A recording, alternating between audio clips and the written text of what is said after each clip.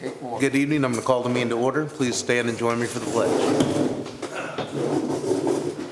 I pledge allegiance to the flag of the United States of America and to the republic for which it stands, one nation, under God, indivisible, with liberty and justice for all. Thank you. First order of business is the approval of the consent agenda. That includes the exit interviews, E-Rate Securely and Fortnite, which is our MPS Internet Security System, and also the Marshall School District Internet Agreement called Acceptable Use Policy for device usage of devices owned by the district given to students for student use. So moved. Second. It's been moved and seconded. Is there any questions or discussion? It's pretty straightforward. Call the question. All those in favor, please say aye. Aye. Any opposed? Any to abstain or recuse? Moving down to approval of the finances. August bills were $4,672,210.64. Ouch. And also the financial reports contained therein.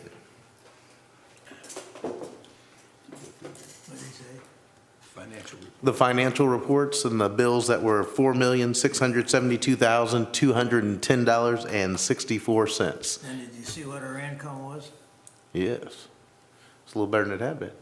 Our income was $1,585,000. That's called deficit spending, Jack. Yeah, deficit spending. My biggest part of We'd that. like to thank you all for passing a levy so that we could finance these schools and some other endeavors that we have going on here in the Well, the district. biggest part of that on is those the lines. payment on The biggest part was the payment on our new building, so. Yeah. And it appears that that payment will be high enough to keep us within the limit of where we need to be, I was thinking, by that amount. Yes, we're Okay. within what we were budgeted. There was one interesting thing on income insurance, $255,000. That we got? Yeah. I assume that was a And I thought to payment. myself, what I didn't see that. What is insurance? Well, it's got something to do with the teachers and so forth. The insurance company gives us that money, and then we gradually give it back to them as we collect it from the teachers. I just thought that was an interesting way to do it. The ins and the outs sometimes are very interesting when you So the- look at where it's going to and coming from, so. School finance. That's what I need. One more course in school finance and I'll really be confused. Yeah, that's, I'll move we accept. I'll second it. It's been moved and seconded. There's already been some discussion. Is there other? Call the question? If not, those in favor, please say aye. Aye. Aye. Any opposed? Abstaining? Next, moving down, the minutes from the August meeting were in your packet as well. Need to approve those minutes as well.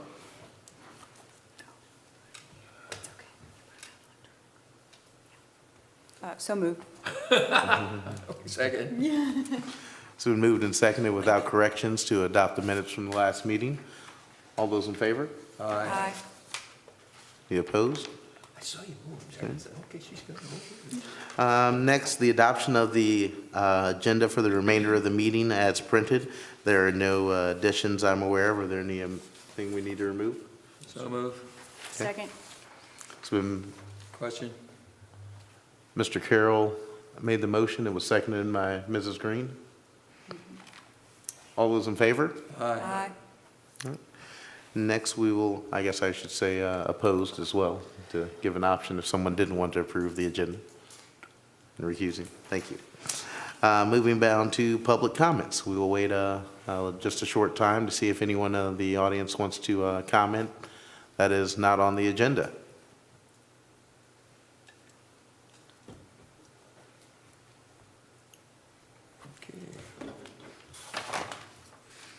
Hearing none and seeing no movement, as there is one person who is not here as part of the agenda, and then, of course, we have one person from the media here. I will move down past that, and we will spotlight transportation. Yeah, we are going to begin the spotlight again here in September, which we began last year. And I just want to make kind of honorable mention of our transportation department, Fred Vincente, and of course Craig Thompson. They've done a really nice job, a thankless job as we've redone our routes out of necessity. And I don't know if they got as many thank yous as probably scoldings, but they have done a nice job. And there's been some shuffling there and who is doing what with Fred and Vincente. And that's just really a talented group. They do a nice job and don't hear it enough. So I just want to say thank you to them officially this month. And next month we will begin with some of our principal and building spotlights as well. Thank you. We will start with our first report, and I'll let Ms. Heinzler make her way up towards the podium. She'll be speaking to us about BIST, our restorative criteria model.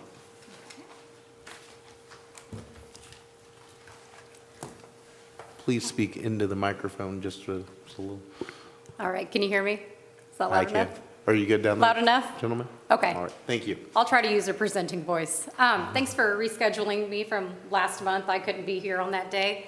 But I just kind of wanted to review a little bit about BIST and what our district's doing currently, what we've done in the last year, and just kind of give you guys a summary of what's going on and why we're using it. I don't know what this is. What does that stand for? Oh, it says it's on. She'll tell us Oh. behavioral There we go. interventions. No. We had a presentation. Is it turned on? before on it. Yeah. Okay, they like to turn it off.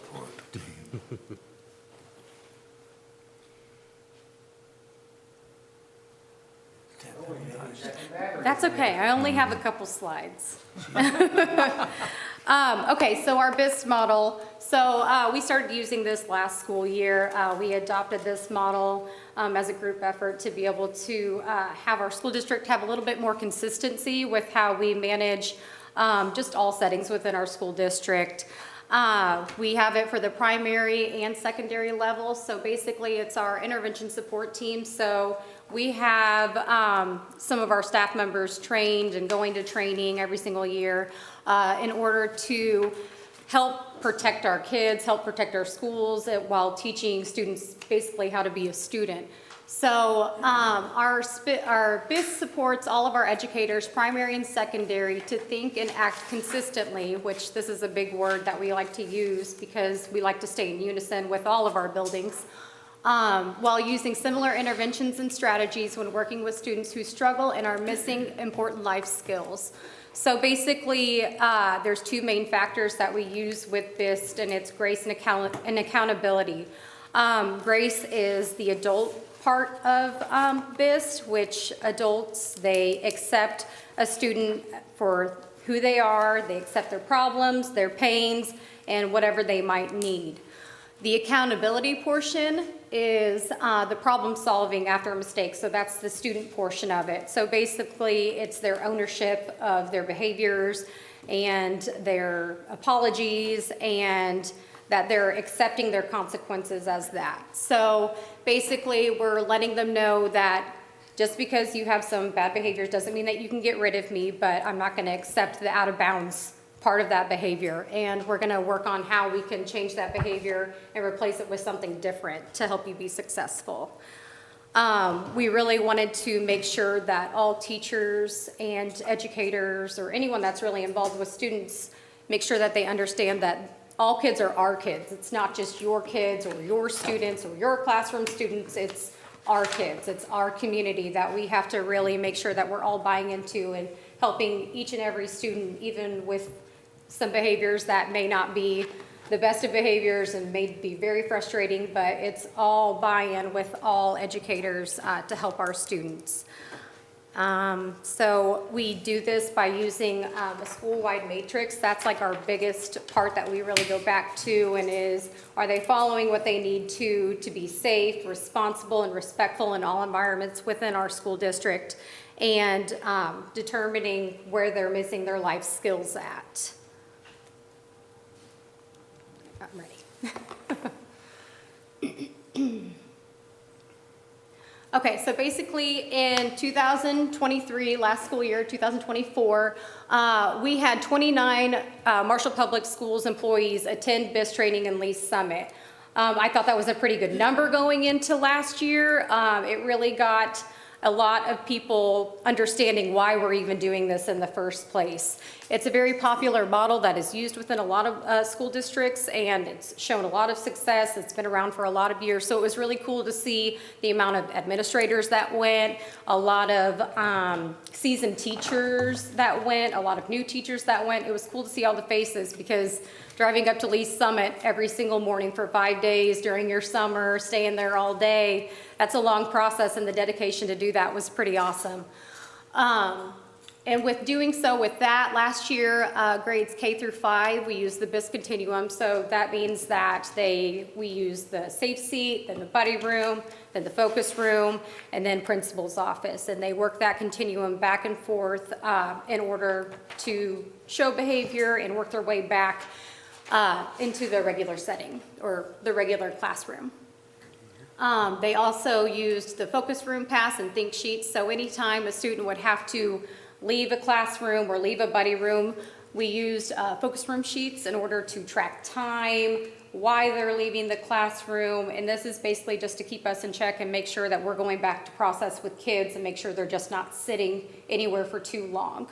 And then if they do make it to that focus room, they're filling out think sheets in order to process through their emotions and through their behaviors and to work on that accountability that we're trying to teach, especially in the young kids. Grades 6 through 8 also used the same kind of process as well, the BIS continuum, recovery room, think sheets. And as we get up into the high school, it's a little bit different because it's a little bit, I wouldn't say immature, but just kind of naive to work that process, because we hope by the time that they're in high school, they kind of know the idea of what we expect through BIST and what we expect in the classrooms and all settings, so that they have a GIST seat in their classrooms, which is basically get yourself together. And it's a recovery, or it's another word for safe seat, basically. And if they aren't able to make it within that seat within their classroom, because this seat should be used as a preventative within the classroom, if they're not able to do that, then they are just automatically sent to the office with a recovery sheet explaining like what's going on. Because a lot of times we were having kids just pop up in the office and, what are they doing here? We don't know what's going on, because that information hasn't been relayed yet. So it's nice to have that documentation to fill out so that we can better understand why kids are leaving the classroom and keep really good data from that. Let's see. So I emailed the administrators at the beginning of this school year and asked basically some questions around BIST and how it went within their buildings, what they want to do again this year, and this was some feedback. So it works and is effective, it's successful, made progress but barely scratched the surface. And office visits decreased and referrals decreased. So Julie Garrett's gave me a very good number for us so that we could really see a big difference. And in the fall, so last fall, there were 193 office visits, which isn't very uncommon. It's the start of the school year, they're learning expectations, so that's not alarming to me.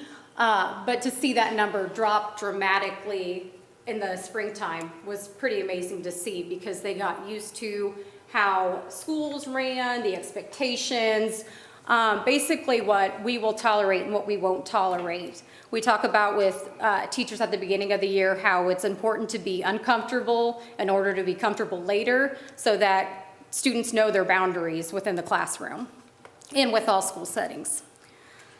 Yeah, we can go ahead and go on. So this year we had 28 Marshall Public Schools employees attend BIST training. I really thought that number would be a little higher, because I know that some of that includes some new teacher training.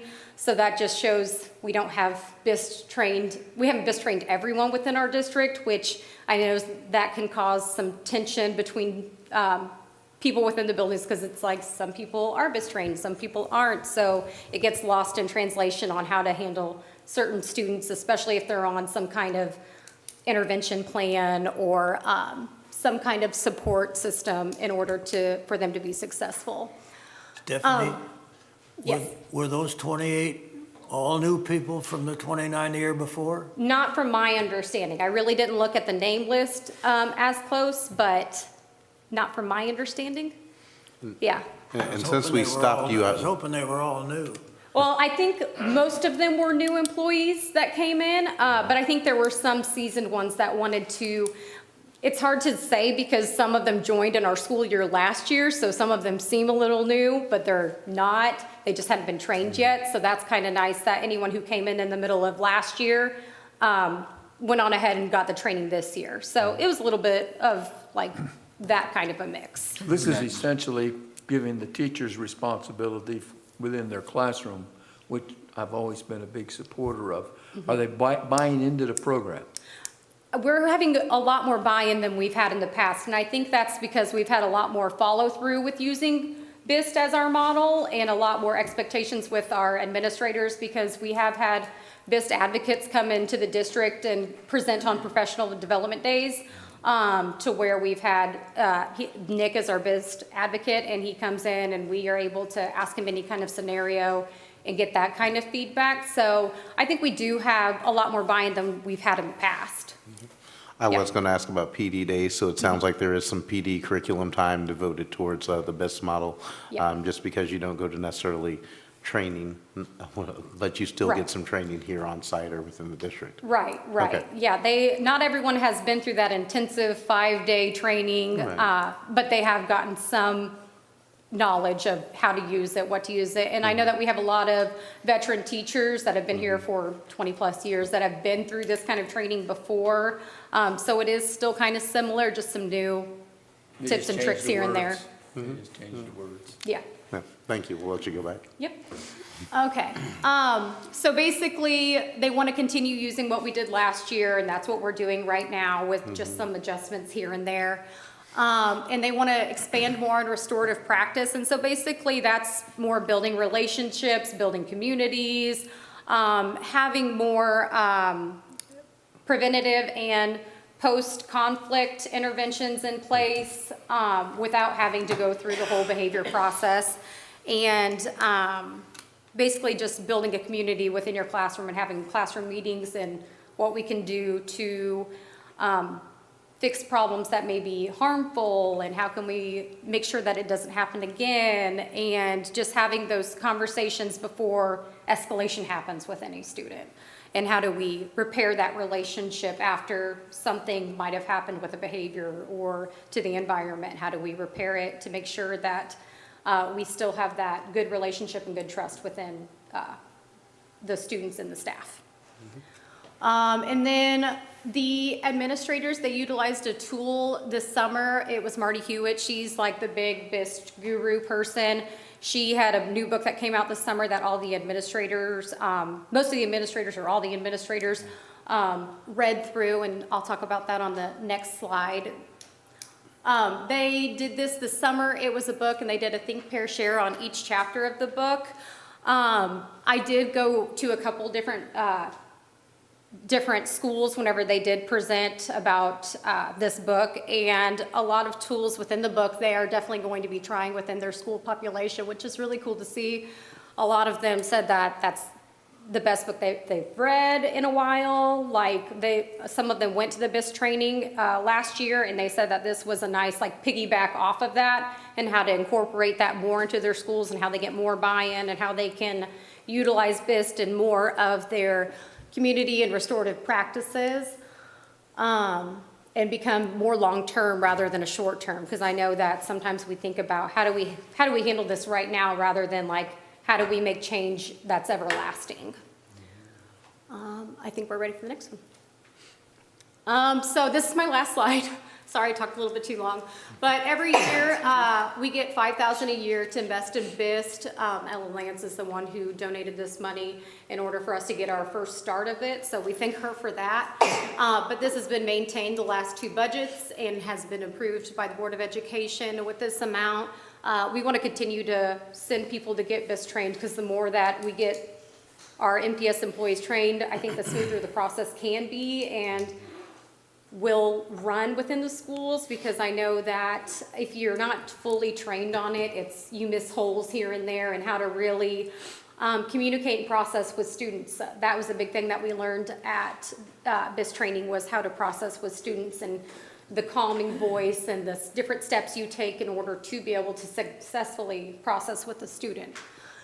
We want to continue to bring our BIST advocates to us because, I mean, every year we get thrown with new behaviors, and it's nice to be able to bounce scenarios off of our BIST advocate in order to help us for the then and there. I know that Nick, he is very easy to get a hold of, so I know that if we had anything that we needed BIST-wise, he would come through for us. And so it's nice to have him come and present on professional development days, even though sometimes it can be redundant. It's always good to hear over and over because, I mean, kids have to learn how to be students before they're going to learn in a classroom. So I like that we're able to call on him whenever we need to. And then also provide more visuals within the schools. I've had some instructional coaches reach out about BIST posters or BIST visuals that we've seen, and I have little small samples of all the posters that we have. But I think it would be nice to be able to get more of those in the schools if this is a model we're going to continue to use, because a lot of them use this language. It's a very common language that's used with BIST. So it's really nice to have those visuals hanging up around the school for the kids to be able to see and know that we're not saying it to sound robotic, we're saying it to make changes. So I think that that's all that I have. Stephanie, may I ask a question? Yes. Is there any thought given to somebody on our staff be qualified, or what they have to do to be qualified to teach this to I our think- people rather than have them go to Kansas City and do it? That's what our advocate's kind of for, is for him to come and kind of teach us without having to go through the intensive training of it.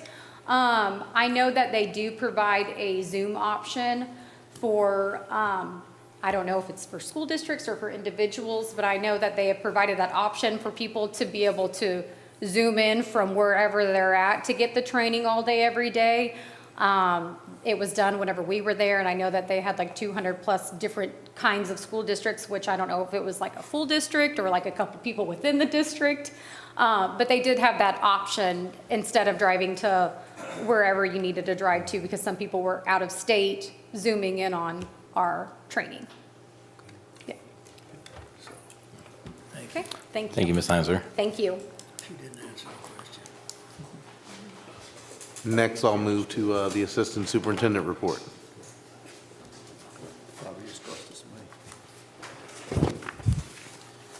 Okay, good evening. I wanted to give an update on our new construction of our building. I know Nabholz was here last month and gave a pretty thorough report. And then I also want to thank Aaron Hardy. He has a presentation tonight from Insight Design for our long-range facility plan.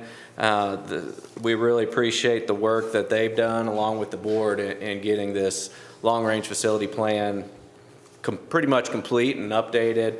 It's been a lot of time, a lot of work getting that done. So they'll be great. I'm excited about that.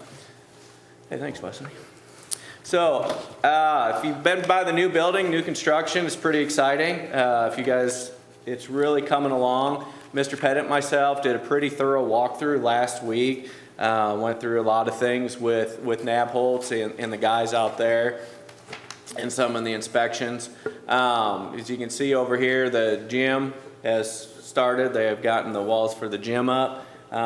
This is on the back side of the gym. Sometimes you can't see the back side from the one road, but they're really coming around, or that's really going up really well, really quick. They would say about the building's about 35% complete right now. So we're right on schedule. Knock on wood, we've had great weather for construction. So things are going well. These are some aspects I want to show the board and maybe the community if they're watching. These are pictures that you don't see from the outside, and you're not going to, as it gets closed in, you're not going to see anything. So one of the great things we saw, you can really, when you go through the building now, all the steel studs are getting up. You can really start to see the structure of where the classrooms are going to be, the offices, and how that's going. So this is actually the top floor of the building, and you really can see the outline going on. This area over here was, believe that's the offices as you were coming straight into if you're driving right past Spainhauer, like the car rider line, that's looking out those windows. They have 2 pads to pour yet, and then pretty much all the padding is done besides the gym. They'll do that last. So this is from the second floor. You can kind of look out, and then I just put some different pictures of there. You can see the elevator shaft there. If you remember, that was the first thing that was built up, so now everything's getting built around that. So it's really exciting getting in there and actually seeing the progress. They're coming along great. I couldn't be more happy with construction right now. Does anybody have any questions on that? No. Just for board knowledge, I did ask for Mr. Pettit and Mr. Rinky to schedule a tour for us the next time they went in a couple weeks. So you'll be seeing some dates come out and about that in your email if you're so inclined to want to go through. Looking forward to that. Yeah, that'll be, it's pretty neat to go in there. Okay, the last thing I want to talk about right tonight was in my report, just kind of let the board and our staff and our community know. Last May, we came in, Greg Woodring and myself, and we did a presentation for the safety and security film on our windows. The board did vote that night to go with a company called Yellow Frog out of St. Joseph. And I've been working with them this summer a little bit, well, actually a lot. And after May, we always with the school district, I try to get a performance contract done to protect the district. And working with them, they had some people leave, they had some management changes, and then we just could not come to an agreement with how I felt comfortable to move forward with Yellow Frog. So basically what that means is we kind of cut ties with each other. No money was exchanged, nothing, we're not out anything but a little bit of time right now. So that is a good thing. But we are going to go back out, and I'm going to put an RFP back out for this, and we're going to kind of start the process over. We still have a lot of leads. Greg Woodring's been great in the last month. He has been beating the bushes, trying to find different vendors, different, aspects of this. So he's been working hard before this RFP will go out.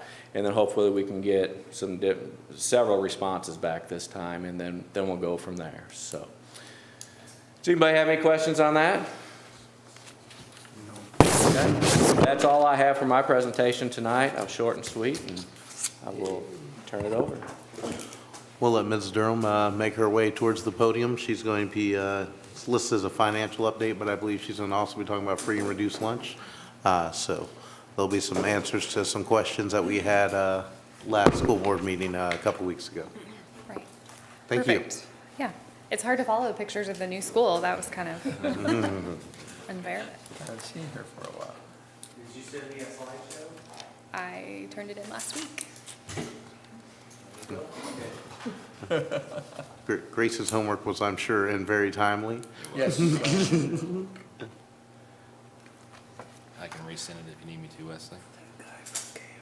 Just let me know. I can start. You guys have my presentation, and we can kind of catch up when It's he. got some great looking graphs and stuff in it too. You can just catch up then, can't you? Yeah. We can, yeah. Yeah. So what I wanted to talk about tonight wasn't so much a financial update, but more to give more information about our free, reduced, and paid meals, to kind of give you an update where we're at.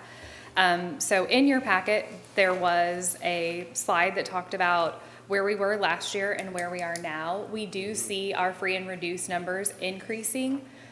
Post-COVID, we did see a decline, and that's because during COVID, we were able to operate under what's called Seamless Summer Option, SSO. It was where all meals were free for all students. Families weren't required to fill out that free and reduced form, so they got out of the habit of registration at completing that for us. So we worked really hard to get families back in, to get everyone to fill out that form, and we've seen our numbers go back up. So what I did is I broke down each building for you on the slide so you could look at the total enrollment per grade level, the number of students who qualified for free, the number of students who qualified for reduced, and then paid, just to give you an overall view of how our numbers looked for each grade level. And he's still looking, so we'll come back to that. Oh, perfect. Thank you, Wesley. I was going to be done in 2 minutes if you couldn't pull it up. Okay.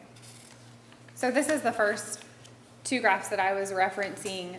The totals you'll see in the blue are students who are eligible for free lunches.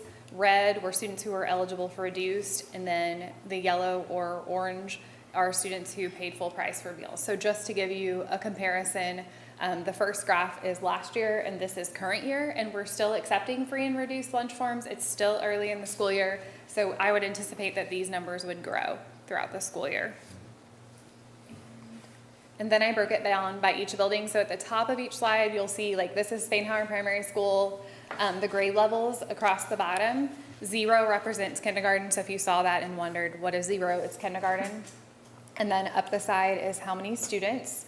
Again, same color pattern. Blue is free, red is reduced, yellow is paid. And then I went ahead and threw the total number enrolled in that grade level, because I know we've talked about enrollment numbers and where are we at student-wise. So just if you wanted to know how many kiddos we had enrolled in each grade, you can kind of get a view of that. And then the building totals are in the far column. So for example, Spainhauer Primary School has 456 students, or they did on August 30th when I did the presentation. This is Eastwood and Benton. I won't read through it because I know you guys have the graphs. Same pattern. Just comparing because both buildings have 3rd and 4th grade students. This is our middle school students. So the first graph includes only the Northwest Center, and then the rest includes Beaker Middle School. And then this is our high school, 10th, 11th, and 12th graders. 9th, I don't know why that's out of order, sorry. And then our building totals. So how to apply for free and reduced lunches. This is something we've really worked on, having several different ways that families can apply. On the website, you can click on the button on the homepage that says 24-25 school year, and right there it says free and reduced meals, and then online you can click and it'll say application, and so that'll take you directly to Lunchtime, which is a vendor where you can fill out this application online, and I have some examples of that here in a minute. We have a QR code that we passed around at the beginning of school, making it easy for families to find that link, so they could just scan the QR code with any device, go right to the website. Also at Project Share that's put on locally, the same day as on-site registration, we had a table set up that I believe several of our nurses sat at and assisted any families with filling out a paper form if they needed help. They had devices available if they needed to fill the form out and didn't have a device. We were there to help. On-site registration, all of the building principals, secretaries, counselors were available to support families if they came in to register their students. They could take a paper packet home with them. If families still want to apply, they can apply online with the website, or they can ask for a paper form. If that's easier, please feel free to ask us. We'll be glad to get you one. And then our social work team has worked diligently. Last year they started this process, contacting students who had overdue lunch bills. Is there anything we can do to help? Do you know that this is available? Can we give you the form? Do you need help filling it out? So they deserve a huge thank you. And that would be Lindsay Parton, Eden Dagonia, and Whitney O'Brien, who are part of the social work team. So this is a screenshot of our website, just if people are watching at home wondering where they would click. The very first link is where you would actually find the online version of the application. If you, for some reason, wanted a paper version, if that was more comfortable for you, you can also print the paper application off online. So I've talked about this online version, and I'm sure you're wondering, how hard is it to fill out? How long is it going to take me? It takes minutes. I did it myself. So to do it, you have to create an account. So to create an account, this is all the information you need. Once you create an account, you're registered. Once you have a registered account with them, all you have to do is search any of the students in the district. First name, last name, grade level. And they'll tie those students to your family. Once you've done that, it will ask for your income, and then that is submitted. It's completely confidential. It just goes to Stacy Townsend, who is our officer that reviews these forms. Who can apply? Everyone can apply. There is no reason to not apply. There's no negative side. If you don't qualify, you don't qualify. We just send you a letter. Basically, thanks for trying. You weren't eligible. Just because you weren't eligible last year doesn't mean you can't reapply this year. We know circumstances are different for families year to year. If you didn't find yourself eligible last year, you're welcome to apply again. And like I said, we accept applications all year, so it's never too late to apply. Verification, how do we check that these are accurate? So the state of Missouri actually makes us annually start the verification process. That is actually in October. We submit all of our free and reduced application numbers to the state, and they tell us how many of the sample size that we need to select at random, and they select them for us.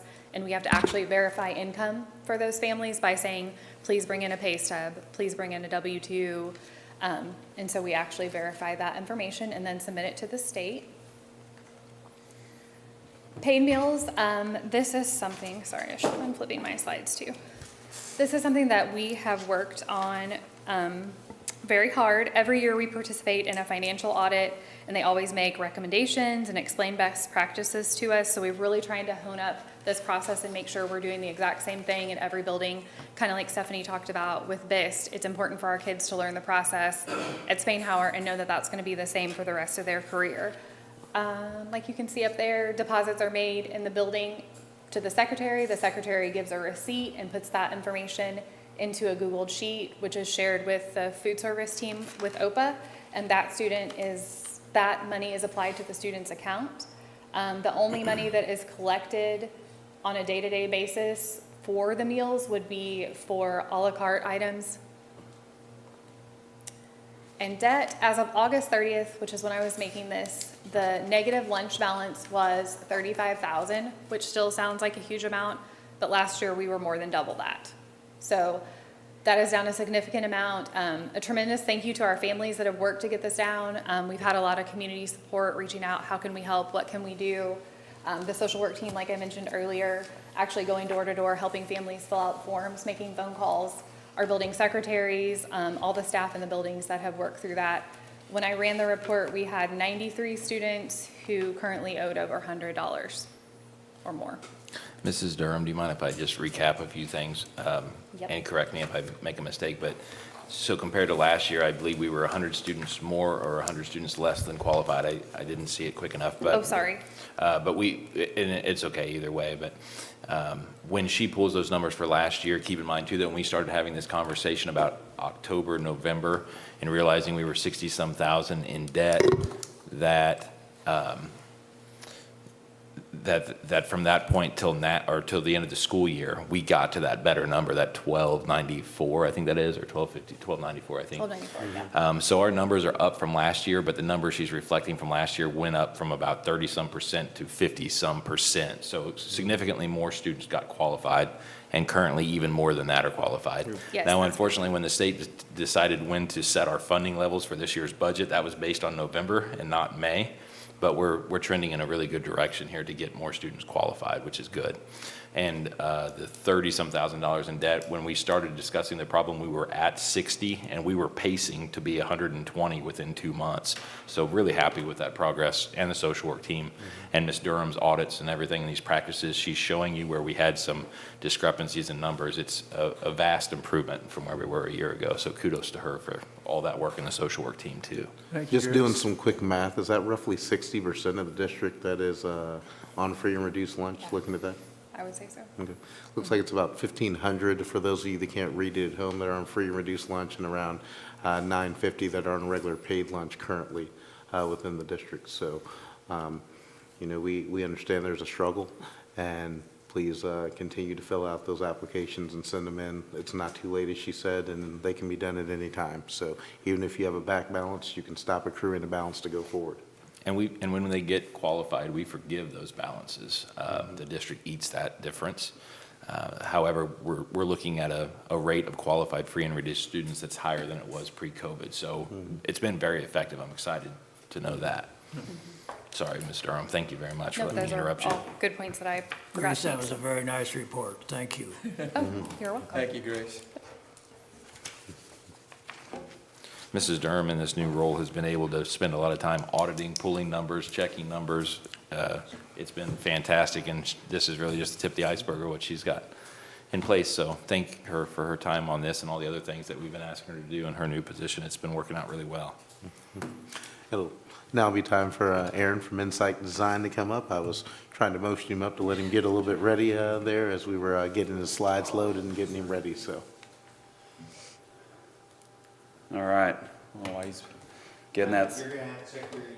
okay, I had access and all of a sudden, all good. I think your long-range plan was only about 55 pages when I was reading through it, so.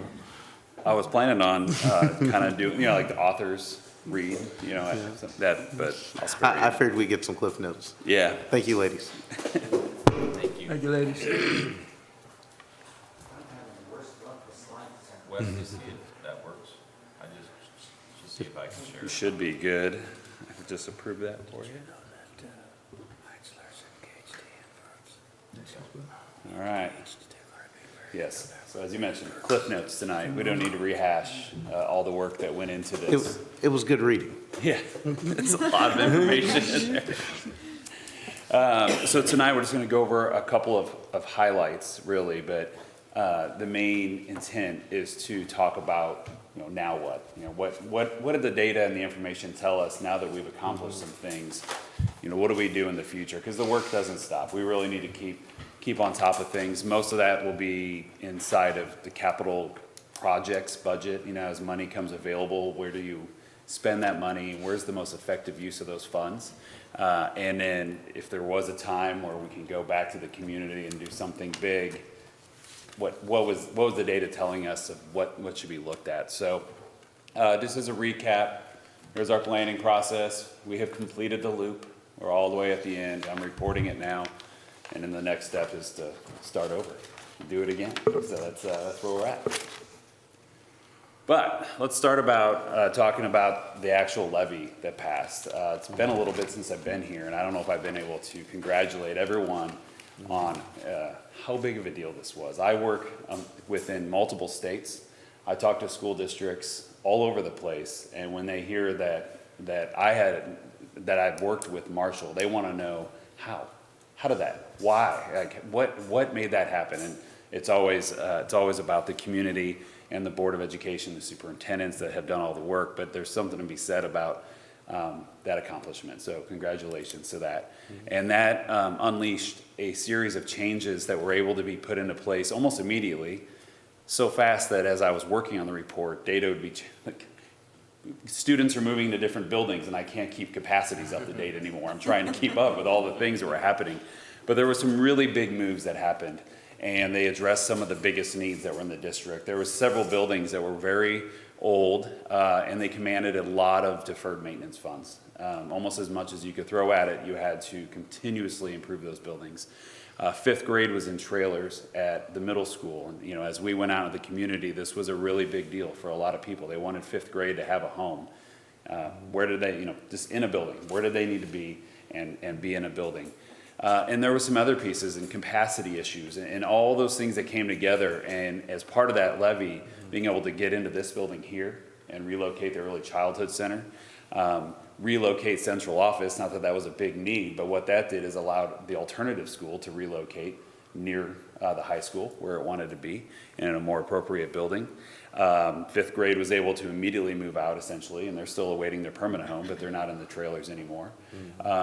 Spain Hauer has gone K2, so now it's a more kind of typical primary school, has a nice setup for K through 2, and 3 through 5 are all waiting their new home, which will be open before too long. So really big moves in just that aspect, but there's safety and security improvements going on with that, and there's other HVAC and electrical and stuff that's behind the scenes that nobody ever notices, but those improvements are happening too, and that's part of the maintaining of the buildings that need to be there. So one vote, but a huge impact and a ripple effect that's affecting most every student in the district. So that was phase 1.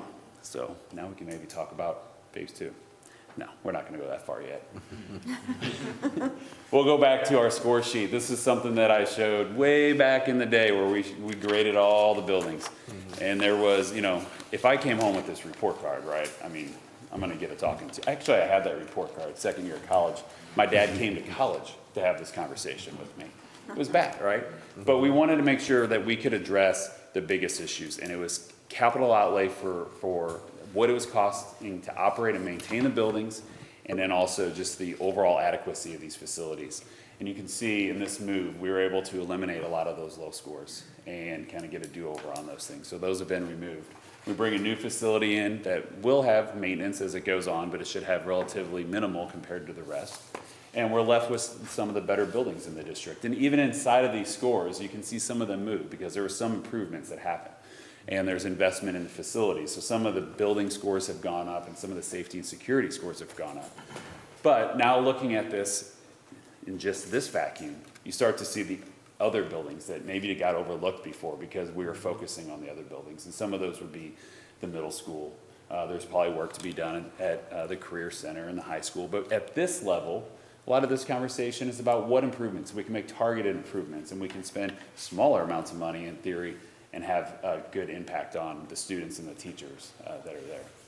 But the biggest aspect of this is we're able to calculate deferred maintenance, what we are anticipating to have in 2030 if it didn't pass versus what it could be in 2030 now. And that number decreased over almost $40 million. So that's $40 million of deferred maintenance that was erased by Why is the Congress. high school a C+ on adequacy? I'd have to look back. There's some things that are inherent in that building with the interior classrooms, access to natural light and things like that play into that. The HVAC system plays into that. So there's some aspects that it's going to just not score well on. But also you have classroom wing, you have some other wing. There's some rooms that need finish updates, and there's kind of a tale of two pieces. And you'll see some of the adequacy stuff. I'll finish on this report with some of the recommendations that were there. Unfortunately, there's some bigger moves, so they'd have to be more calculated when we do that. But the report, I'll just go over all of the information that's in that. Like you said, it's 50-something pages. And it's all information that we went through as a group at some level through this series of board meetings, community engagement meetings, staff surveys, principal interviews, all that different outreach that occurred. But it has enrollment history, capacity information, which is now woefully out of date. So we're going to have to reset all that when all these new buildings open. So we'll reset all the capacities and overlay the enrollment changes that have occurred and get that updated. It goes through all the assessments. And as well as building report cards. It has all the survey information and the feedback from staff and the community and the different engagement sessions that we had. And then ultimately it recommends the first phase round of projects, which are all in place now. But it finishes with what we're calling future phases, which is just a mix of different things into the future. So everything here is copy and pasted straight from the long range plan. It's the last 2 pages of that. It does start with a disclaimer, and it's really meant to say, these are the things that didn't make the cut in the first round. They were very important, they were highly rated, but the funds weren't there to take care of them. And so they were next on the list. And we've put these into the bucket of both deferred maintenance and bond projects, for the bigger pieces. But it's important to keep the engagement process going. Just from the perspective of meeting with people from before this passed and the changes started to talking to people now, the perspectives are different. Before there was so much to attempt to tackle that it was hard to see past that. So when you would ask people, what do we need to do to make this a better learning space? It'd be, there was, can I get out of this building? Or my kids are in a trailer, these big picture stuff. You couldn't really focus on the actual learning spaces. And the reason I'm prefacing this is once we get into our new facilities and all this is done, it would be good to just re-engage these folks again to reset our priorities. Because what we want to do is make sure that every time that Caleb or David come to you with hey, I need $100,000 to fix this thing, or $500,000 to do this thing, we want to make sure that we're doing the most effective things that we can do, that we're going to have the best impact on these students and teachers. And I work in a lot of districts. I might be in one building, and they said, if I had $500,000, I'd get all new furniture. And if I go to another one, if I had $1,000,000, I'd fix a mechanical system. It's about making sure we're fixing what's most important to the people who are there. There's going to be lots of things we can walk through and pick ourselves, but just continue to engage them to make sure that we're doing what is most important to them. Outside of something failing, we can figure that out. If something breaks, we fix it. But if we're talking about improvements, it's really good to continue the two-way dialogue that we've had going. And then, of course, if there's any other talk of another big project, we want to do a full engagement process to make sure that we understand and have all the community's expectations at the center of any plan. So in terms of the capital outlay improvements, we've tiered them into kind of just different tiers. And so they are kind of in order of importance. Some of them are in urgency, some of them are in just things we want to monitor. Maybe we don't need to take care of them today, but maybe they're 2-3 years out that we want to put on a list. So that's how they work their way through the tiers.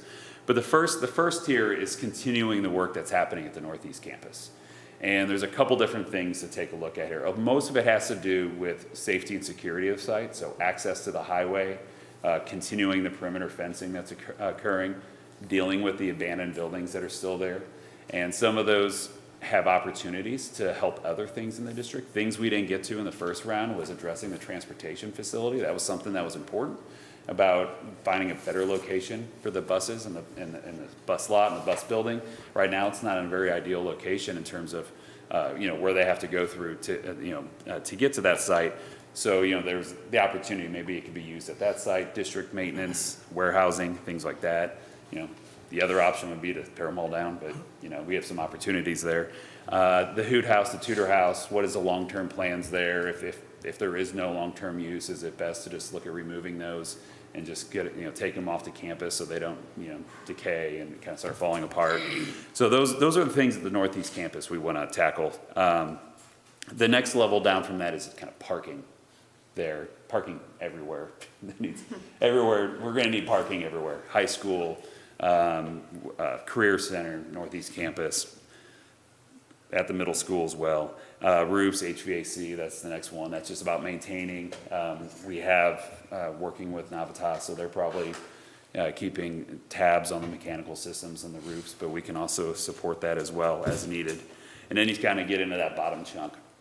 Once you kind of get all that other stuff taken care of, or you have a plan, then you can start looking at these tier 3. I forgot to advance my slides, but I'm going through everything pretty quick. So this is where we get into some of the adequacy pieces, like at the high school, like adding turf to the football field. Is there an opportunity to do that? I mean, it's not just for football at that point. When you turf a field, it becomes a multi-use field, and now many people can use that, and you can open up some of your scheduling and things of that sort. So it improves adequacy overall. A walk-in clinic for students and staff is on this list, and well-being of them. That was another opportunity that we talked about at the Northeast campus. Continuing to improve this campus, playground equipment for the Early Childhood Center, making sure the roads and the bus flow and the roads are capable of handling the buses, parking lots, those sort of things. And then a couple middle school things, so continuing the deferred maintenance. It's now going to be the deferred maintenance hog. There's going to be a lot of things that have to be maintained there. And one of those is actually athletic complex too. So that I singled that one out because it does need to be addressed. It has some deficiencies. And I put some asterisks next to those because those tie into the big picture projects.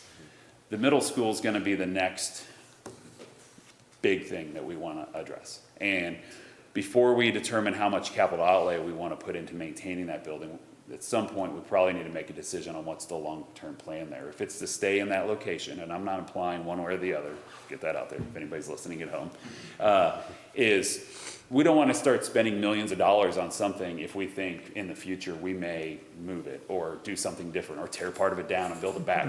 Just to have some sort of plan in place on what the future of that facility looks like. And that also starts with the athletics. There's a lot of safety and security issues with the athletic location right now, with crossing the road and having to go across the street if we're going to do exterior activities during the school day, as well as extracurriculars in the afternoons and before and after school. So that's something to take into consideration. And then at the high school, athletics and activities on top of the field, turfing the field, looking at an auxiliary gym and expanding wrestling and weightlifting and performing arts, those sort of activity spaces for students outside of the learning classrooms themselves. So those are probably into the future, but they're things that we want to be considering now if we have a long-term vision of what those buildings may be in the future.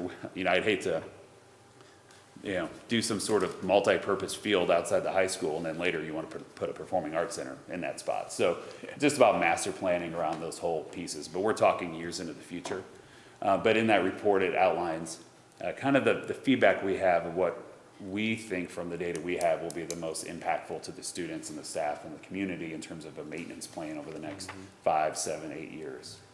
So that's the end. That's my Cliff Notes. I skipped the first 54 pages of the report. That's okay. I figured you guys were here. I got a so question for you. remember. Yes. Who specifically do we have working on the 240 project? The highway? Yeah, Do we who do we have working on it? yeah, who's doing it? Who's working it? Who's spearheading it? Who's contacting the state? I mean, you gotta get started early on Yeah. that. That's bureaucracy on top of bureaucracy. Mr. Ranky and I have kind of been working through that in Yeah, I know our you- bi-weekly OAC. We and have talked Mi- about it before, but And Mike Brown, who oversees the project at the elementary school, if we kind don't of feet get on the it, I wanna ground. know who we yell at. Yeah, he's getting the wheels in motion, but it is a slow process. Yeah. Roger, were you there when we had the thing with the high school, the new high school, the access? We had the big arguments and, well, it was a nightmare. Yeah, most of that will go through our civil engineer, so I'll make sure that they're working on it too. You know, we use an engineer who's much more familiar with those processes, so He can you don't talk want their us language. doing He can it. talk their language probably. Yeah. So, I know in order to get one, you gotta give one up, I mean, it's kinda crazy, but we do have a road out there. And we've talked about that, so we may be able to go in through there, you're the one who brought that up, I think, Doc, I'm just kidding. That we do have a road out there, so we may have access already granted somewhere, which would make everything go easy. Yeah. If we could just find it in the state files.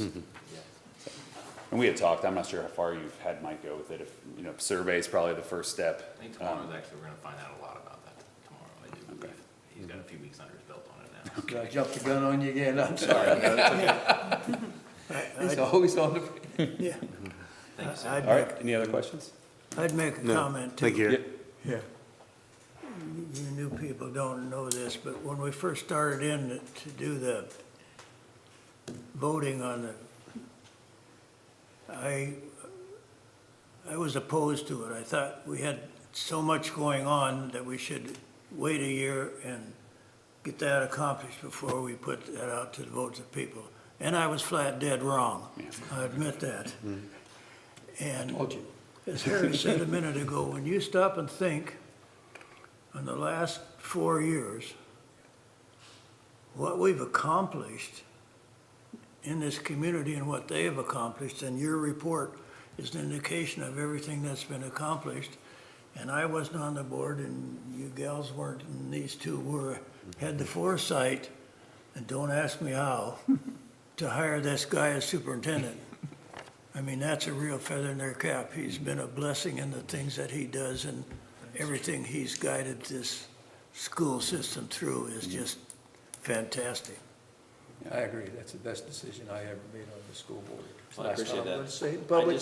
I just delegated it all to Mr. Ranky. I'm gonna start treating you like Brian, one compliment a month or something. One other thing I'd But, always, but as you're saying, it was decisions made with future planning, and That's as right. Mr. Lynn said, he wasn't in favor of it, but when the team of 7, team of 8, 9 voted to go that way, you did fall right in line with us and work with us on those things as well, so, but the community also had the foresight to understand that there had to be some things change, you know, in order, or else we were gonna be just throwing money at something, and it was just constantly Band-Aiding, it wasn't fixing, it wasn't moving forward. And so, you know, we're in a good place, we've brought good people in, we've been introduced to good people, and we've got to a good spot here, so. Yes, sir. I get tickled at the parking lots. All the trouble we have with parking lots. I graduated from high school over 70 years ago, and there weren't 6 students that had cars in the whole school system. We weren't allowed to drive, but I was. Yeah, but now we gotta have acres of parking lots. Yeah. We spend more time talking about traffic flow and parking than sometimes we Yeah. talk about the classrooms, so, yeah. Well, logistics make it work, so thank you, sir, for sure. Thank you. Thank you, Eric. And that will move us down to the superintendent report as he, looks like makes his way to standing this evening. After the nice things we said about him, see how this goes. Yeah, he'll get the big head. We won't let him, we'll keep him in line. I'll still sit so you can hear me better down there, and I won't get a big head, I assure you. There's usually something on fire around the corner that I have to worry about enough to keep me from ever worrying about that. But It is exciting to see all of that, and I'll tell you guys, we've gotten through a lot of information in 1 hour. I only have one more hour to go in this report, so. I remember now, I just got out of a hospital bed, so. No, and genuinely, I think this is working out well. We're getting back to a lot of our governance plan stuff, and we're in a year, we're gonna be rewriting it. I'm gonna be quick, but slow me down if you want to, because you guys know this, guys and gals know this well. But, as I messed this up, do this on 2 places. Okay, so I want to first start out tonight and talk about, and this is something we don't talk about until spring, and I put part 1 because we will speak more to this next month. There is something big coming on the ballot, and this kind of is a great contradiction, I suppose, to where we're talking about where we can go with our long-range facility plan if we don't talk about our funding levels and our long-range goals for our finances. The senior tax credit will be on the ballot here in Saline County in November. That has pros and cons, and I share those only to talk about what the impact would be to the finances of the school. And there's value as well as concern here for voters to know about. And I'm just sharing this with you guys a little bit tonight, and I'll share more next month. I also share this out with our teacher representatives of MSTA and NEA today to see if they want to do any discussing more next month. But last spring, when we were setting the budget, or just ahead of setting the budget, I talked about what our funding levels are going to be. And this is the same information shared again. It's very hard to know what the impact of the senior tax credit would be to Marshall Public Schools. But area superintendents met here in Marshall, and we came up with, we wanted to consistently calculate what it could be. And so we looked at a 10% impact to our funding versus a 30%, and then we decided to average that and look at it in comparison to each of our school districts' budgets. And so this is important to note. As we have passed a levy, we are in a pretty great place right now as far as accomplishing our most immediate and urgent goals, and we've already accomplished a great deal of them. I think with I believe a fairly conservative number that not right away, but probably 3 to 5 years down the road, the senior tax credit's implications to Marshall Public Schools could be an impact as great as $486,000 a year. That tax credit seeks to freeze those over 62 years of age, what they pay in personal property taxes. They would not remain frozen if they don't apply to receive it. They wouldn't remain frozen if they moved houses or improved their houses and properties. And then it would become reassessed. So it's not just forever frozen, to be honest and transparent. But what we just really can't calculate is, but what will the impact exactly be? So again, here's a summary of what I think it could be. If you take 486,000, which I think is somewhere between too conservative and too extreme, kind of in the middle, I think that could be the equivalent of about 10 of our teachers' salaries at an average of $45,000. So that's on the ballot in November. Will there be other things, other ways that we could recover that revenue? I think so. It sounds like in Saline County, assessments are anticipated to go up in the next year or two, possibly significantly. So will this balance out? I really don't know. I just want to get information out there, and we only have 2 months to talk about it, answer questions, and share it with our teachers and teacher unions. But I do believe that we'll see assessments possibly go up. Here's what's most interesting to me that I didn't consider last year when we talked about the senior credit. When we set our levy, which we just did in August, our levy will continue to be set based on assessed valuations in new construction, despite the fact that many of those taxpayers may not actually pay the taxes at an increased rate as the value increases. So in other words, we may have to roll back our levy that we passed, which has been so good. It may have to be rolled back, and yet we won't collect the taxes from senior citizens. So that's concerning to me. If we're going to actually be rolling off the levy, it's almost like what we've gained we could start losing. In 5 years, we could be right back where we were 2 years ago. That concerns me a lot for some of those long-range facility plans that we're talking about. And it's a little early, but we still should anticipate open enrollment to come back in the legislature this year, which could impact us, as well as other things that there's very clearly a target on the funding of public education right now. I believe its intended purpose is to hurt smaller schools, but it's going to hurt us too. So just putting that out there, and if you guys have questions, or the public or our teachers, I want them to ask those questions so we can answer all we can for next month, and I'll bring some frequently asked questions, some FAQs to share with everybody next month.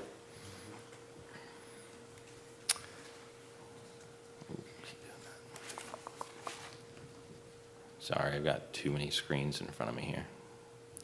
All right, so some quick housekeeping goal setting. This is where I speed up because I didn't start out very fast. Comprehensive School Improvement Plan, CSIP. This is our last extensive review we're beginning tonight, and we're kind of report heavy because I'm wanting to get it out of the way for board business in the months to come. But we're rewriting that this spring, and we will adopt a new one for the next 5 years, July 1st, which is why we're going through these things. We have academic and financial components that we have to consider and talk about. And I'm going to go through them quickly. As I said, just stop me if you want to get into the weeds. Short-term facility planning, Northwest and Benton Elementary. This is very high on my priority list right now. Here we are going to be talking next time as a board in October. And we have to, by the end of this year, figure out a lot of logistics when that new school opens next year. It's time now to start planning. When we close Southeast, we scheduled the community forum and asked the community to come give us feedback on what we do with the building or did with the building. It's time to do that now for Benton and Northwest to get those community forums planned, get the community input, what becomes of the buildings. And then we've got to think about the furniture. Much of it will no longer be needed. There's going to be future surplus sales. And the staff and furniture, we're going to move all those folks. So a lot of planning to do, and it's not too early. It's already getting too late. So that stuff's all coming your way. I'd like to get the community forums scheduled possibly before Christmas, certainly right after the first of the year. We probably need to schedule them before bad weather hits to make sure that everyone has an opportunity to be able to come out, because we know there's a significant portion of the community that will not travel out as well when we get a Missouri winter. Completely agree with that. Okay, I'm going to move into more CSIP related stuff here really quickly. This is in relation to a to be determined board work session, October 29th. We put that on our board schedule. I'm kind of going out of order here, so let me say that this is in relation to our district goals. Goal number 3 is the PD plan for the Board of Education. I'm trying to, and we talked about this in our work session this summer, we're going to consolidate a lot of our CSIP in the new one, make it a little bit of a smaller document. I'm sort of consolidating here already. I think if the board decides to have a work session October 29th, we could also initiate the superintendent evaluation goals and process, the admin PD goals and process, the first steps for long-range facility plan being all those community forums, dive deeper into our exit interview data, which I'm going to cover here in just a moment. We've got some data there to discuss for, I think, maybe the first time publicly. Organize our priorities for Northwest School in Benton, and we have a required presentation to hear. It's a recording based on organ and tissue donation. That seems odd, but it was a law that was passed 2 years ago and a policy that we have to comply with. So we have some homework we could do one fun evening if you all choose to schedule that, and that addresses board policy BHA, requiring that self-evaluation piece, the 1-hour refresher, and all new board member training. We'd get all this stuff done if we meet October 29th. So we can discuss that later, but you might write that down for something to discuss before we leave tonight. Safety and security, like Mr. Hardy with Inside Design, talking about it's time to come back and reevaluate things. We're doing the same as we conclude and wrap up this initial CSIP. We're going to come back with our community survey that we do under our CSIP. We're going to add back in a lot of questions we had initially about safety and security. Now that we've gotten out of trailers, we've addressed so many of those components. I'd like to hear back where we think we are now. We know from the data we initially collected, the baseline, that we need more key cards, more shatterproof film, which is giving us some troubles, and perimeter corridor cameras, et cetera. But what else? What else do teachers and community now say, hey, what you guys need to think about this? Goal 9, and we're getting like 50% of this tonight as I drone on, but as quick as possible. PD plan for our leadership team. This is our building principles. I'm summarizing there all the things that when we initially started together, our district administration created a baseline here of what they felt that we needed. It's really fun to look at that, though. I'm not going to read it and see how many things we've checked off the list, from handbooks to having a security person who takes care of things in our emergency operations plans. We're leap years away from where we were, but it's never done, it's never perfect, so it's time to reevaluate. Goal 11, our long-range facility plan. Pretty exciting to say that here in a minute, one of your action items will be to approve that, put it in place. That started in 22, and here we are in 24, finally putting a bow on it. So although it does take effect retroactively, much of what you're approving has been in process. So that's very exciting. We've had some great experts like Mr. Hardy and Insight Design Studios to help us do that. And the create and sustain a positive culture, that goes back to our exit interview. We wanted to put in place a human resources component to our district, and we wanted to ask honest questions as people left the district. Why are you leaving the district? That has been getting compiled probably the best last year when we had an HR person to help do it. We had processes in place, but we didn't accomplish them well the first year, to be honest. The data I have for you now is that people have left the school district since we've started collecting this data first for philosophy, about 85%. And that is me summarizing that for various reasons they felt that their philosophy and the district philosophy didn't mesh well. When you have a new administration and new initiatives and changes, some of that's about just the right fit for them and the right fit for us. That's a fair response on their part, and I think understandable for where we were in a building time. Pay was 42%. I'm pleased to tell you that the two districts that we've been competing with for a long time, we are beating or equal to at the current salary schedule this year with our certified staff, but it still can continue to improve. And last was benefits. And thanks to Mr. Ranke's probably 18 months worth of work, in all sincerity, I really think that people are pleased so far with our new benefits package. So again, we're listening and we're trying to address the concerns, and there's things we can still do better. 72% to the positive felt prepared to do their job from the training, the PD that starts the career with Marshall Public Schools and their colleagues that they work with. And parting comments that were just sort of here and there was pay and benefits again. Certain teams, climate and culture, 14%. And the comments, this goes back 2 years, train new admin, that was about 7%. We had a ton of new administration. That's not anything bad, but you just don't know what you don't know until you get going for a couple of years. So that's a very fast summary of your exit interview data. And I will say that the participation in that's not as good as it should be. I shared that in your electronic file. You'll see that that's a very low participation amount. So, At least we got something working. but in we've that got area. something to work from, Some yes. feedback anyway. Okay, let's just shift to something completely random from all of that. Let's talk about bulldozers for no apparent reason. This is something I'm putting out there because I don't have or feel good yet about a recommendation, but the school district has 123 acres out there to think about how are we going to make that pretty. I don't think we need to go broke. It isn't part of our long-range facility plan to be excessive in our expenditures on that property. But it would be nice in one more year to get hay contracts out there and be able to say that once a year it gets mowed, hayed, and it's maintained and clean. Right now, it's in a bit of disrepair. So you can hire people to come, I call it, or somebody called it, and I took it from them, top dress the soil, so to speak, knock out all the brush and things that have grown up in ravines or expanded out into hay fields. With state surplus being what it is for state entities that are tax exempt, like school districts, we could get a hold of a Caterpillar dozer D7 machine that belonged to an Army depot in Texarkana and only has 280 hours on it. Went down there and I took Giles with me. Giles is the husband of our new bookkeeper, Deborah Kaiser. So Mr. Kaiser and I went down there. He was a heavy equipment operator for 30 years here in the area, and he helped the mechanic down there go over stuff and give me a synopsis of what I was looking at because it was not my area, though it was interesting. But what we found was, for example, they pulled an air filter out labeled 2010 that's still clean as the day it was new. They found it was fully refurbished by the Army in 1986, and everything works. They told me all this information about the motor that I didn't understand, but said it's a good motor.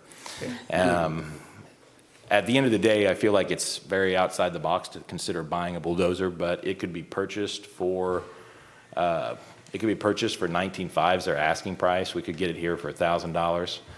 And I gave you a couple comparables that sold this week. One was almost the exact same year. It sold for $36,000. Another one that was a 1995 sold for $61,000. I believe we could recover our costs, but I also believe there's some risks and concerns and liabilities. So I'm going to continue doing some homework on that on Mr. Lenz's recommendation. I called Evans Equipment today, got some advice from them and some people to talk to that we could hire the job done as well. And I may not have a recommendation yet next month, but we have a hold on it. And You have a hold on it? We have a hold on At it. that price, it's probably not going to stay And around. I'm putting this out there for the public, for you as a board, for whomever to continue to give me guidance and direction. I want to make a good decision. I don't mind being outside the box, but I don't want to regret it when it's all said and done. So that's sort of where we are I think on the that. money we could save, I mean, just concrete prep. there's a lot of foundations out there that you could just push out with that machine. And we mentioned parking lots, we talked about parking lots all the Yeah. time. If we gotta pull the old concrete out, you gotta hire somebody to come, you gotta pick up a bulldozer. I think last time I rented one was like $850 an hour or a day, and, I mean, They're expensive. There's a loader for rent right now, not the same machine, but it's $1,900 a week Yeah. to rent that machine and have people rent it. so you're gonna eat it up fast. A lot to think about. Now, the district's supposed to keep that for a certain period of time, but we wouldn't need it for very long. And we could turn around and sell it. I really think with a machine like that, you could probably in 2 or 3 months have everything done you need and turn it. So Who do we if- have that can operate it on? we have a lot of people who feel that they can, but that's where my concern lies a little bit.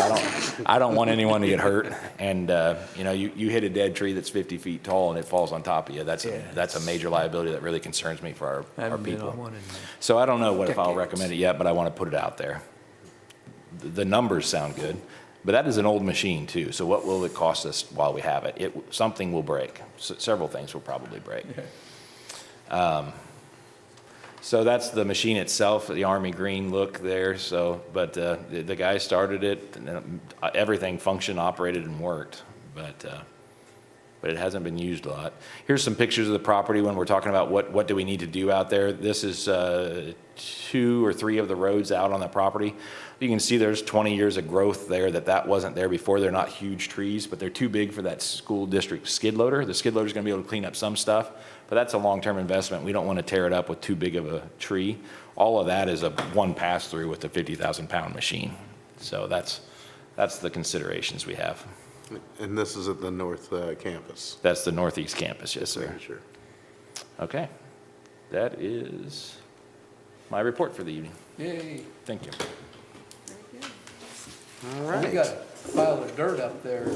3 of them, actually. Yeah, I mean, it would take months to move that dirt with a skid loader, especially if you're gonna fill in that low gap down there that you wanted to go in there. I do think that our skid loader would be worn out if we tried to Yeah. use that to Well, do we can everything take out the there. bulldozer, we can push it down in, and we can break up the concrete down in, and make it go. Yes, sir, I agree. I think it could save tens of thousands of dollars, and it may cost tens of thousands. I don't know. And the price of the skid loader was 3 times that money.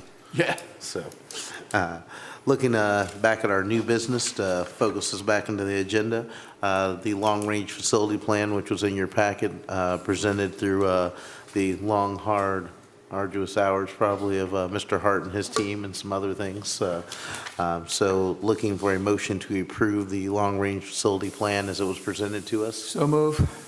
Second. It's been moved by Mr. Carroll and seconded by Mrs. Green. Any conversation or questions about that? All those in favor, please say aye. Aye.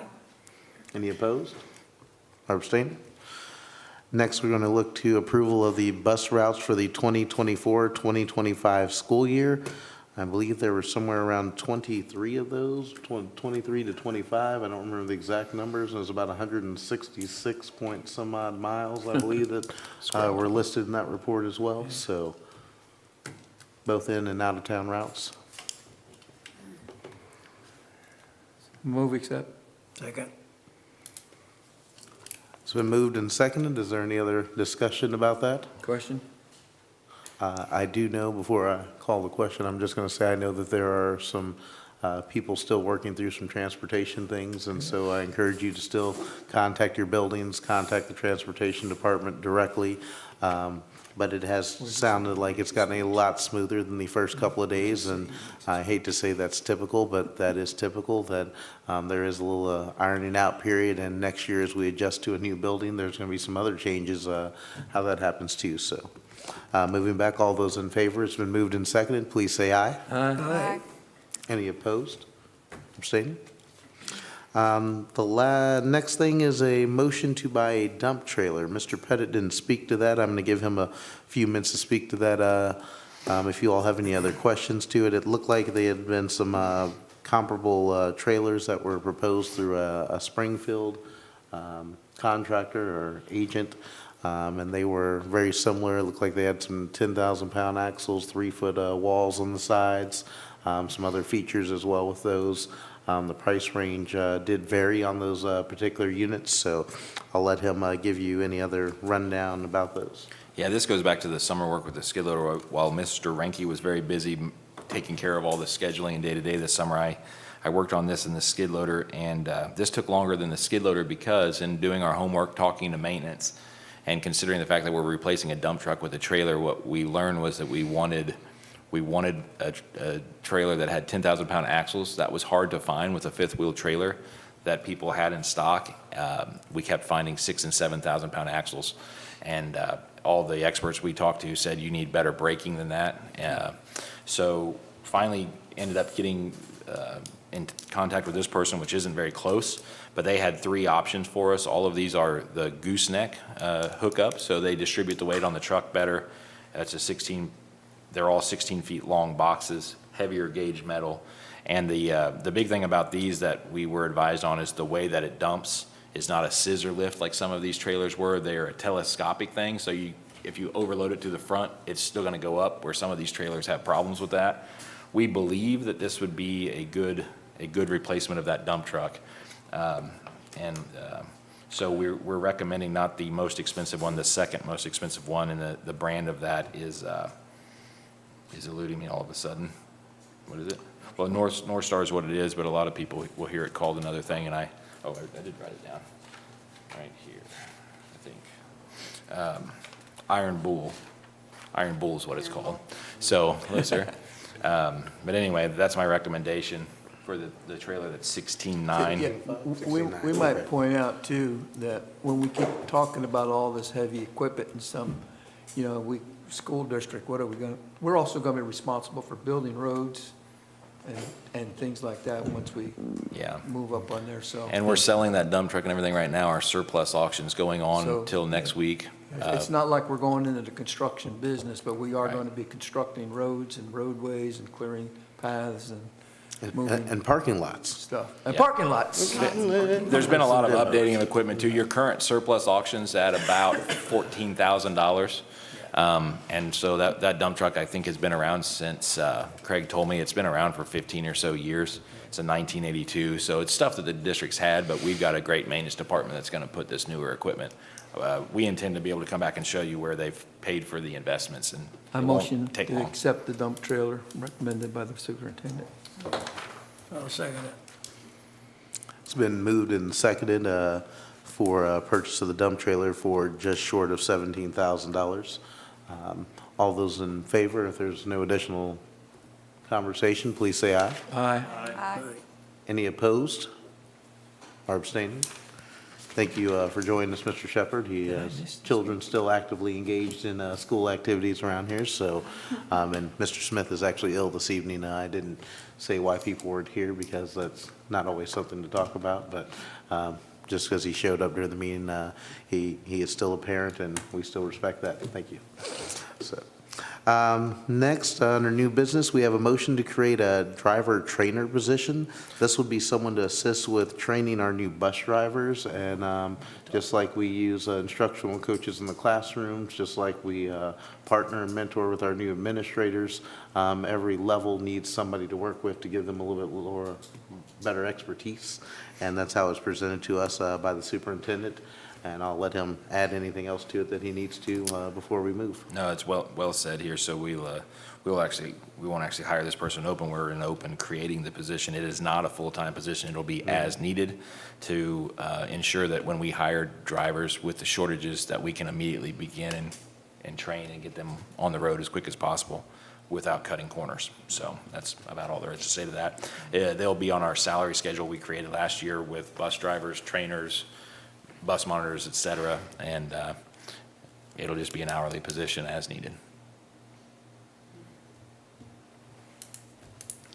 So does he get paid for each one he trains, or? We talked about it last week. They can train multiple at once. If we hire, say, 5 drivers at once, there's a lot of training that can happen On the salary simultaneously. schedule, his question was about how we're paying them. It would be added, he was saying it's going to be added to the bus driver salary schedule. I believe the amount I saw was still very reasonable. Was it less than 16 something an hour? Well, yeah, I mean, it'll depend on the person that actually gets hired, but we would put them on the We have a bus mechanic column, we have a aide para, and something else that I can't recall right now, but we will plug them into one of them based on years of experience, and it'll be above minimum wage, but it's not gonna be exorbitant. That's what the trainer gets? That's where we will be offering the job to hire the trainer per hour, yes. Contingent on who the trainer is, which we haven't hired yet. I move we accept. Yeah, I second. My bad All the influence on you, motions Amy. are coming from the left this evening, from Mr. Carroll and Ms. Green on a second. Sounds like there's been discussion. Is there any more before I call, or I I'll ask the call the question? All those in favor, please say aye. Aye. Any opposed or abstaining? Next, there's going to be, there's some first readings of policies. I believe there were 14 different policies in your packet to review when I Great was reading. reading through those. So for those of us that like to read things a little bit quicker than that, there was quite a bit there. So, and then also there's other information about the bulldozer from surplus. I believe there were a couple of different options that he had put in there for us for our greater understanding as well. So next, I'll entertain a motion to move from open session and adjourn and move towards closed session. So move, continuing the pattern. Second. There we go. There we go. It's been moved by Mr. Carroll and seconded by Mrs. Staley on this side. We'll recognize her second over there. So I'll start with Mr. Shepherd. Aye. Angel. Aye. Mr. Lenz and Mrs. Green. Thank you. We're going to adjourn from open session. And I'm still